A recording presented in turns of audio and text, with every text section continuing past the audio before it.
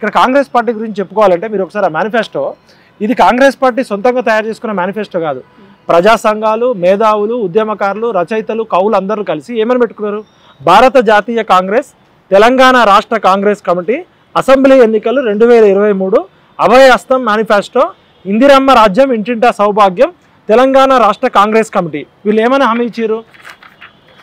గత 9.5 సంవత్సరాల్లో TRS BRS ప్రభుత్వంలో దగాపడ్డ తెలంగాణ ప్రజల ఆకాంక్షలకు అద్దం పట్టే విధంగా ఈ మేనిఫెస్టోను రూపొందిస్తున్నాము. వివిధ వర్గాలను, సంఘాలను, సంస్థలను, వ్యక్తులను సంప్రదించి 4 కోట్ల ప్రజల సమస్యలను విశ్లేషించి ఒక తేజవంతమైన మరియు సమగ్ర సుస్థిర తెలంగాణను అభివృద్ధి పరిచే దిశగా ఈ మేనిఫెస్టోను రూపొందించి తెలంగాణ సమాజానికి అంకితం ఇస్తున్నాం.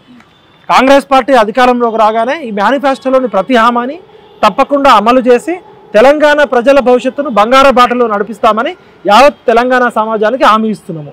ఇది దుద్దుల శ్రీధర్ బాబు, చైర్మన్, తెలంగాణ రాష్ట్ర కాంగ్రెస్ మేనిఫెస్టో కమిటీ. వీళ్ళు ఏమేం చెప్పారు? వీళ్ళు ఇండెక్స్లో మీరు కూడా ప్రజలందరూ కూడా డౌన్లోడ్ చేసుకోవాలి.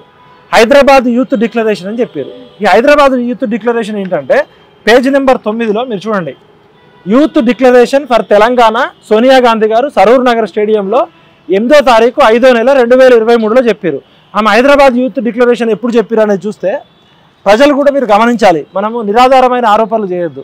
Priyanka Gandhi releases youth declaration. Saroor Nagar స్టేడియంలో లక్షలాది మంది నిరుద్యోగుల సమక్షంలో ప్రియాంక గాంధీ గారు స్వయంగా డిక్లేర్ చేశారు. ఆమె ఏమని హామీ ఇచ్చిందంటే అమరవీరులు, ఉద్యమకారుల త్యాగాలకు గుర్తింపు. మరి ప్రభుత్వం వచ్చి 7 నెలలు అయింది కదా, 7 అమరవీరుల కుటుంబాలకన్నా న్యాయం చేసిర్రా? 7 ఉద్యమకారులన్నా పిలుచుకున్నారా? తెలంగాణ తొలి మలిదశ ఉద్యమాల్లో ప్రాణాలు అర్పించిన యువతీ యువకులను ఉద్యమ అమరవీరులుగా గుర్తించి వారి కుటుంబంలో ఒకరికి ప్రభుత్వ ఉద్యోగము, మరి తల్లి లేదా తండ్రి లేదా భార్యకు నెలకు 25,000 రూపాయల అమరవీరుల గౌరవ పెన్షన్ అందజేశారు. మూసీ నదిలో 50,000 కోట్ల రూపాయలు పెట్టి మూసీ నదిని కొబ్బరి నీళ్ళలాగా చేస్తా అంటున్నారు కదా, ఈ అమరవీరుల కుటుంబాలను ఎంతమందిని గుర్తించారు? మరి ఉద్యమంలో పాల్గొన్న యువతపై నమోదైన కేసులు ఎందుకు ఎత్తివేయలేదు? జూన్ 2న వారికి తెలంగాణ ఉద్యమకారులుగా ప్రభుత్వ గుర్తింపు కార్డు. ఇది ₹1 కూడా ఖర్చు లేదు. గత ప్రభుత్వం పెట్టిన కేసులు కానీ ఉద్యమంలో నమోదైన కేసులు జస్ట్ 5 నిమిషాల్లో డీజీపీకి ఒక మాట చెప్తే, డీజీపీ ఎస్పీలకు చెప్తే, ఎస్పీ ప్రతి పోలీస్ స్టేషన్కి చెప్తే 5 నిమిషాల్లో కేసులన్నీ ఎత్తేస్తారు. జూన్ 2న తెలంగాణ ఉద్యమకారులుగా ప్రభుత్వ గుర్తింపు కార్డు. దీనికేం డబ్బులు అవసరం లేదు. ఇప్పుడు అమరవీరుల లిస్ట్, కుటుంబాల లిస్ట్ ఉంది, ఉద్యమకారుల లిస్ట్ ఉంది, మరి గుర్తింపు కార్డు ఇవ్వచ్చు కదా. అంటే వీళ్ళకి చిత్తశుద్ధి లేదని అర్థమవుతుంది. నిరుద్యోగుల అంశానికి వస్తే పారదర్శక ప్రభుత్వ ఉద్యోగ నియామకాలు. ప్రియాంక గాంధీ గారు చెప్పిన హామీ మొదటి ఏడాదిలోనే 2 లక్షల ప్రభుత్వ ఉద్యోగాలు భర్తీ. ఇప్పుడు 7 నెలలు అవుతుంది. ఈ 7 నెలల్లో మరి ఎన్ని లక్షల ఉద్యోగాలు భర్తీ చేయడానికి మీరు ఫైనాన్షియల్ అప్రూవల్ తీసుకున్నారు, బడ్జెట్ అప్రూవల్ తీసుకున్నారు? ఈ 7 నెలల్లో జాబ్ క్యాలెండర్ ఎందుకు ప్రకటించలేకపోయారు? మొదటి ఏడాదిలోనే SC, ST, BC, minority backlog పోస్టులు భర్తీ. ఇంతవరకు ఒక్క బ్యాక్లాగ్ పోస్టు డిక్లేర్ చేయలేదు. ప్రతి ఏడాది జూన్ 2వ తేదీ నాటికి అన్ని శాఖల్లోని ఖాళీలతో జాబ్ క్యాలెండర్ ప్రకటించి సెప్టెంబర్ 17 లోపు నియామకాలు పూర్తి. వీళ్ళు డిసెంబర్ 7వ తారీఖు వచ్చారు. మరి ఇప్పుడు జూలై అయిపోయి ఆగస్టు రాబోతుంది, జూలై నడుస్తుంది. సెప్టెంబర్ 17 లోపు నియామకాలు పూర్తి చేసుకోవాలని మీరు ప్రకటించారు. ఇది నిరుద్యోగులు పెట్టిన డిమాండ్ కాదు, ప్రతిపక్షాలు పెట్టిన డిమాండ్ కాదు, తెలంగాణ విటలు అడిగిన డిమాండ్ కాదు. ఇది కాంగ్రెస్ పార్టీ ప్రజలకు ఇచ్చిన హామీ, మేనిఫెస్టో. నిరుద్యోగ యువతకు ఉద్యోగ ఉపాధి అవకాశాలను కల్పించే వరకు ప్రతి నెల 4,000 రూపాయలు నిరుద్యోగ భృతి ఇస్తున్నారు. మరి ఇంతవరకు ఎంతమందికి ఇచ్చారు? ప్రత్యేక చట్టంతో టీఎస్పీఎస్సీని ప్రక్షాళన చేసి యూపీఎస్సీ తరహాలో పునరుద్ధరణ చేస్తున్నారు. మరి అదే టీఎస్పీఎస్సీలో లీకులు అయినాయి, స్కాములు అయినాయి, గ్రూప్ 1 పేపర్ లీకేజ్ అయిందని చెప్పిన జనార్దన్ రెడ్డిని ఇంతవరకు ఎందుకు శిక్షించలే? నిరుద్యోగ నిర్మూలన. కాంగ్రెస్ హయాంలో నిరుద్యోగ రహిత రాష్ట్రంగా తెలంగాణను తీర్చిదిద్దేందుకు సెంట్రలైజ్డ్ ఆన్లైన్ రిజిస్ట్రేషన్ పోర్టల్ ఏర్పాటు చేసి 7 జోనల్లో ఎంప్లాయ్మెంట్ ఎక్స్చేంజ్లు, ప్రతి జిల్లాలో స్కిల్ డెవలప్మెంట్ సెంటర్లు పెడతా అన్నారు. సరే, 30 లక్షల మందికి ఏ ప్రభుత్వం కూడా ఉద్యోగాలు ఇవ్వలేదు. ఈ ప్రపంచంలోనే అతిపెద్ద సమస్య నిరుద్యోగ సమస్య. తెలంగాణ ఉద్యమం అంటేనే మా ఉద్యోగాలు మాకు కావాలని. మరి 30 లక్షల మందికి ఉద్యోగాలు ఇవ్వలేరనే విషయం మీకు తెలుసు. ఉన్న ఖాళీలు 193,000.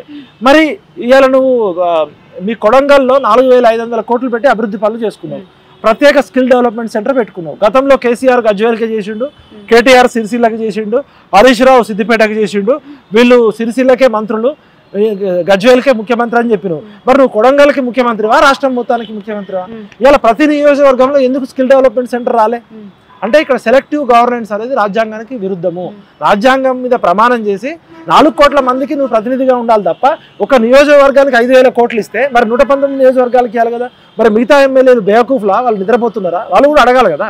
ఇప్పుడు కొడంగల్ని అభివృద్ధి చేసినందుకు హ్యాట్స్ ఆఫ్. మరి ప్రతి నియోజకవర్గానికి ఇవ్వాలి కదా, ప్రతి నియోజకవర్గంలో నిరుద్యోగులు ఉన్నారు కదా, స్కిల్ డెవలప్మెంట్ అనేది ప్రతి ఒక్కరికి అవసరం కదా. ప్రభుత్వ రాయితీలు పొందిన ప్రైవేటు కంపెనీల్లో తెలంగాణ యువతకు 75% రిజర్వేషన్ కల్పన. మరి గతంలో కేసీఆర్ గారు బంగారు తెలంగాణ అన్నారు, గూగుల్ వచ్చింది, మైక్రోసాఫ్ట్ వచ్చింది, యాపిల్ వచ్చింది, ఇక్కడ రాని కంపెనీ ఏం లేదని కేటీఆర్ గారు చెప్పారు. మరి ఎంతమంది తెలంగాణ యువతకు ఉద్యోగాలు వచ్చినాయని ఇదే రేవంత్ రెడ్డి ప్రశ్నించిండు. మరి ఈ 7 నెలల కాలంలో ఎన్ని ప్రైవేటు కంపెనీలు వచ్చినాయి, ఎన్ని వేల కోట్ల రూపాయలు, ఎన్ని లక్షల కోట్లు సాఫ్ట్వేర్ ఎక్స్పోర్ట్స్ అయినాయి, ఎంతమంది తెలంగాణ భూమిపుత్రులకి 75% రిజర్వేషన్ ఇచ్చారు? ఈ 75% భూమిపుత్రుల కోసం ఏమన్నా ప్రత్యేక చట్టం తీసుకొచ్చిర్రా? తెలంగాణలో చచ్చిపోయిందంతా భూమిపుత్రులు కదా. అంటే ఇక్కడ కూడా మీకు చిత్తశుద్ధి లేదు. విద్యా ఉపాధి అవకాశాలను మెరుగుపరిచేందుకు యూత్ కమిటీలు ఏర్పాటు చేసి, యూత్ కమిషన్ ఏర్పాటు చేసి 10 లక్షల వరకు వడ్డీ లేని రుణ సదుపాయం ఏర్పాటు చేస్తా అన్నారు. మరి 7 నెలల కాలంలో చంద్రబాబు నాయుడుతో మీటింగులు పెట్టడానికి అవకాశం ఉంది, బాలకృష్ణతో మీటింగులు పెడతావు, ఆంధ్రాకు పోయి ప్రచారం చేస్తావు, కర్ణాటక పోయి ప్రచారం చేస్తావు, మీ నాయకులు అస్సాం పోయి ప్రచారం చేస్తారు, లండన్ పోతారు, థేమ్స్ నది చూస్తారు. కానీ యూత్ కమిషన్ ఎందుకు ఏర్పాటు చేయలేదు? తెలంగాణలో మీ ప్రభుత్వం అధికారంలోకి రావడానికి యూతే కదా కారణము. వీళ్ళ ముఖాలు ఈ పుచ్చిపోయిన ఎలకలు తిన్న ముఖాలు చూసి ఎవడు ఓటేయలే. వాళ్ళ కనీసం సిగ్గు, శరం, మానం, అభిమానం ఏమైనా ఉంటే ఈ తెలంగాణ ప్రజలకు హామీలు ఇచ్చినాం కదా, ఇన్ని రకాల మేనిఫెస్టోలో దాదాపు 37 రకాల డాక్యుమెంట్స్ పెట్టారు, 10 రకాల డిక్లరేషన్లు పెట్టారు. ఇవన్నీ కూడా మేనిఫెస్టో ఎలక్షన్ కమిషన్లో రిజిస్టర్ అయినాయి. దీనికి ఒక చట్టబద్ధత ఉంటుంది. మరి మీరు పెట్టిన మేనిఫెస్టో మీద మీరే ఉంచుకుంటారా, మమ్మల్ని ఉంచేయమంటారా? ఇప్పుడు ఈ మేనిఫెస్టో తీసుకొని నిరుద్యోగులకు చెప్పుతో కొట్టాలి వీళ్ళని. ఇప్పుడు ఏం చేస్తాం మరి? వీళ్ళు ప్రాణాలు కోల్పోవాలా నిరుద్యోగులు? వీళ్ళకేం సిగ్గు, శరం, మానం, అభిమానం లేదు. ఢిల్లీ పోయి అందరం ఇది పట్టుకొని ఎడంకాలు చెప్పుతో కొట్టాలి వీళ్ళని.